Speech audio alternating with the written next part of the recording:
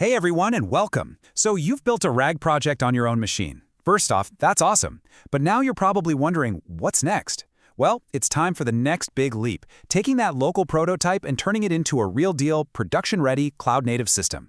We're going to make it faster, way more scalable, and accessible from anywhere. Okay, so let's get right into it. I don't want you to think of this as just a migration. This is a serious upgrade. On the left, you've got your local setup. It's fantastic for getting started, but you know the limits, right?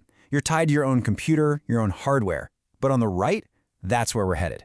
A powerful, serverless database, lightning-fast AI in the cloud, and the setup that gets rid of a ton of manual work. This is how you build a professional application. And here's our game plan. We'll kick things off with why we're even doing this. Then, we'll walk through setting up our new database and language model. After that, we'll dive into the code changes, and finally, we'll talk about the thing everyone thinks about, how to manage the costs and get the most bang for your buck. So, seriously, why bother moving? Well, a local RAG project is an amazing way to learn, but let's be honest, it's basically trapped on your laptop. It's bottlenecked by your hardware. By moving to the cloud, you're unlocking performance and scalability you just can't get locally. You're building for the real world, right from the get-go. First things first, let's talk about our database. We are swapping out our local ChromaDB for something called Upstash Vector. And trust me, this is a total game changer for how we handle our data. So what exactly is Upstash Vector? Well, serverless is the first clue. It means no servers for you to manage, which is great. But the real magic is that second part, built-in embedding models. This is huge. It means we don't have to manually create those vector embeddings ourselves or pay for another service to do it. It just happens automatically. It makes our whole setup so much simpler. And getting started is ridiculously easy. You're just going to head over to Vercel, which works perfectly with Upstash. You can sign up with your GitHub, hop over to the storage dashboard, find Upstash Vector, and the best part, you can start on a free plan. No credit card needed to get going. Now, when you're setting it up, these are the details that really matter.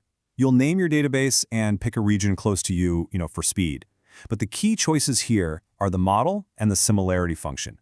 We're going with MixBread AI. It's a top-notch model that creates really detailed vectors, and we're using cosine similarity. Think of it this way. It's better at understanding the meaning and context of your text, not just matching keywords. It's perfect for semantic search. So, just to recap, this is why we're making the switch. You get that amazing built-in model, it scales automatically, the vectors are high quality, and the search is just plain better. You're basically outsourcing a ton of complicated work, which means you'll literally get to delete code from your project. How great is that? Okay, quick but super important PSA. Once that database is created, you're going to get a URL and a token.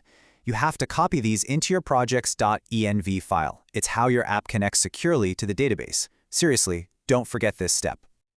All right, our database is now living happily in the cloud.